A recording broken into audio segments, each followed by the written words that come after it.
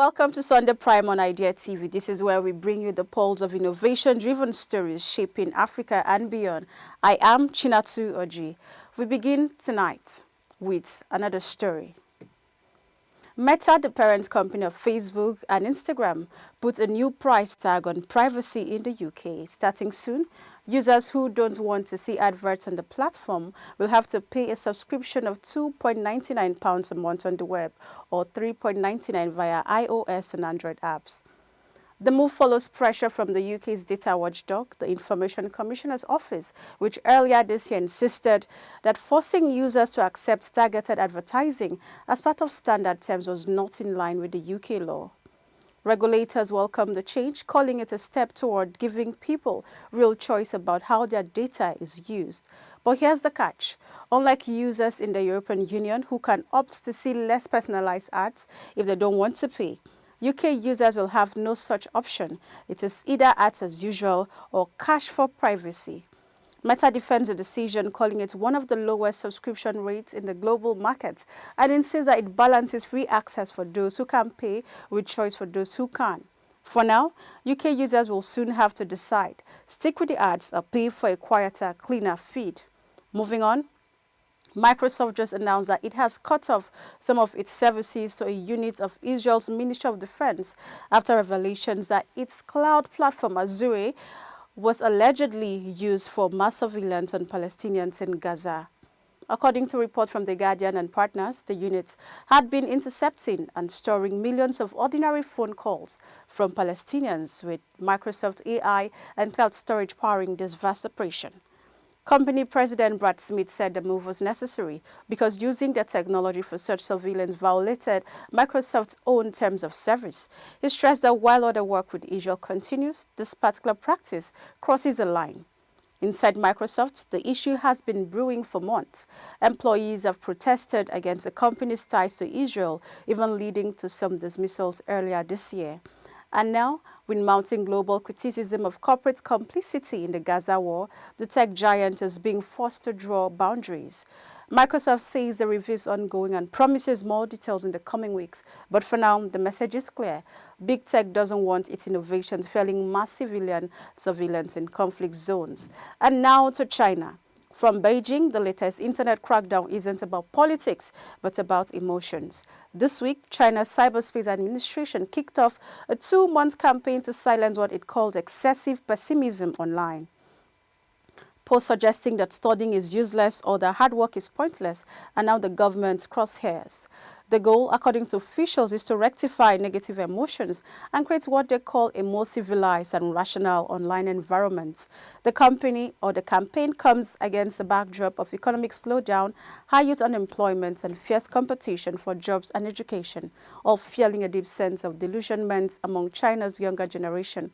And it's not just faceless posts being targeted. Influencers like the popular live streamer Hugh Chefeng have seen their accounts wiped clean without explanation. His viral quip about people being Android versus Apple, a playful jab at inequality, may have struck too close to home for authorities worried about growing frustration among young people. Censorship is nothing new in China, but this campaign feels different. It's not just about silencing dissent, it's now about regulating mood. In Beijing's eyes, even pessimism has become a threat. Moving on. Huntington's disease.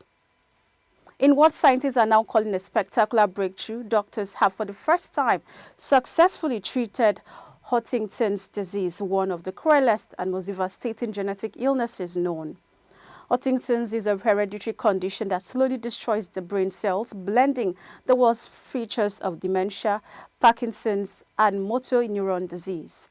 It usually strikes in a person who is 30 or 40 and is fatal within 2 decades. But now, doctors say a groundbreaking gene therapy has slowed its progression by an astonishing 75%. That means what would normally be a year's decline could now stretch across 4 years, potentially giving patients decades of good quality life. For some trial participants, That already meant returning to work, working when they're expected to need a wheelchair, and reclaiming hope once thought lost. The treatment delivered through 12 to 18 hours of delicate brain surgery uses a specially engineered virus to reprogram neurons, teaching them to shut down the toxic protein that causes Huntington's. In effect, the brain cells become their own shield against destruction. Professor Sarah Tabrizi of University College London said, "We never in our wildest dreams would have expected a 75% slowing of clinical progression." Her colleague, Professor Ed Wild, admitted that it was a bit teary when he saw the results. The therapy isn't cheap and won't be easy to scale, but for families who have lived under the shadow of Huntington's, this marks the first real glimpse of a future where the disease could be delayed or even stopped. Meanwhile, in London, a shocking cyber attack has put some of society's most vulnerable at risk, who are children. Hackers say they've stolen the personal details of about 8,000 kids from Kiddo, a nursery chain with sites in the UK, US, and India. The stolen data includes names, addresses, photos, and even sensitive safeguarding notes. The gang, calling itself Radiant, is now demanding ransom money and claims to have already contacted some parents directly. Cybersecurity experts are calling this hack an absolute new low. Graham Stewart of Checkpoint said to deliberately put children and schools in the firing line is indefensible. Frankly, it's appalling. Parents have been left shaken, with some reporting that they received chilling emails from the hackers detailing what information had been taken. One mother described it as deeply distressing, while another stressed that children, completely innocent victims, should never be collateral in cybercrime. The hackers have even posted samples of stolen data, including profiles and photos of 10 children on the dark web to pressure the nursery into paying up. But police have now urged against paying ransoms, warning it only fuels the cybercrime economy. For Kiddo's families, the breach isn't just a data scare, it is a violation of trust and a reminder of just how far cyber criminals are willing to go. Let's now take a quick break now. Sunday Prime continues when we return.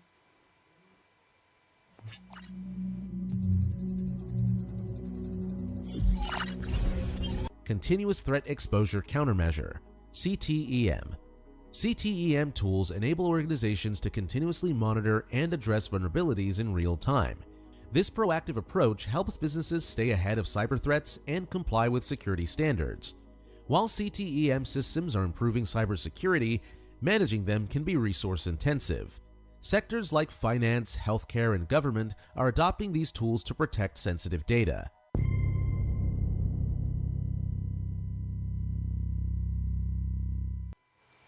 Welcome back. If you're just joining us, this is still Sunday Prime.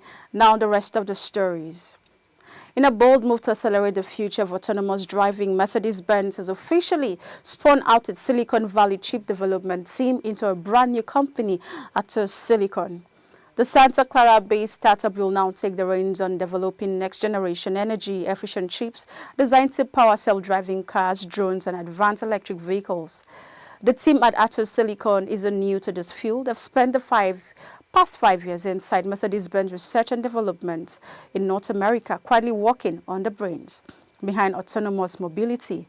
Now, with independence and a significant investment from Mercedes-Benz, ATHOS will be free to collaborate with multiple car makers, opening doors for industry-wide adoption. Unlike traditional chips that require multiple backups for reliability, ATHOS engineers have developed a method using chiplets, tiny modular pieces of silicon that can be bundled together in a single package.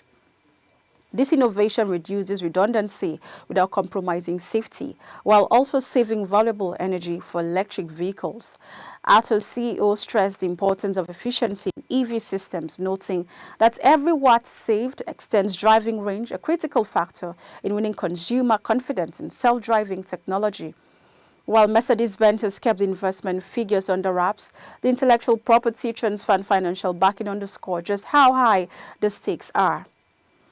And now, the private equity backers of MRI Software, a leading provider of real estate management software, are weighing a potential sell or stock market listing that could value the company at up to $10 billion, including debt, according to sources familiar with the matter.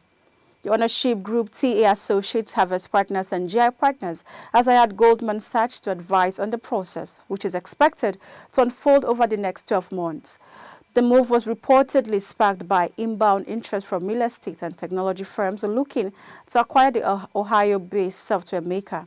Founded in Solon, Ohio, MRI Software has grown into a global force in property technology, providing accounting, leasing, and financial management tools to real estate investors, owners, and managers. The company is nearing $1 billion in annual revenue, with around $400 million in EBITDA, and boasts a steady 10% annual growth rate. Notably, more than half of its revenue now comes from outside the United States, highlighting its international reach.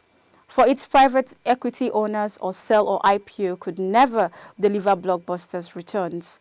GI Partners, which first invested in MRI in 2015, stands to gain a ninefold return, while TA Associates, the company's largest stakeholder, could make 7 times its money. Harvest Partners, another shareholder, would also see significant upside, with a potential transaction coming amid a wave of mergers and acquisitions in the software sector, where private equity buyers are attracted to the recurring revenue models of application software firms. Just last month, Canadian software and analytics provider Altus Group was also reported to be exploring a sale after receiving acquisition interest. It's now time to call it a wrap, but before we do that, let's take a glance at the headlines. We brought you news that Facebook and Instagram set to get £2.99 UK subscription fee to stop ads. We also told you that Microsoft cuts off some services used by Israeli military units. You heard that China's launched crackdown on online KILLJOYS to curb negativity. You heard non-Huntington's disease successfully treated for the first time. And hackers steal children's data in nursery train CYBERATTACK. MERCEDES-BENZ spins off ATHOS silicon to drive cheap innovation for self-driving cars. And finally, MRI Software's private equity owners eye $10 billion exit through sale or IPO. We have more updates across the social media platforms. Do well to connect to the handles displayed on your screen. I am Chinatu Oji. Thank you for your time.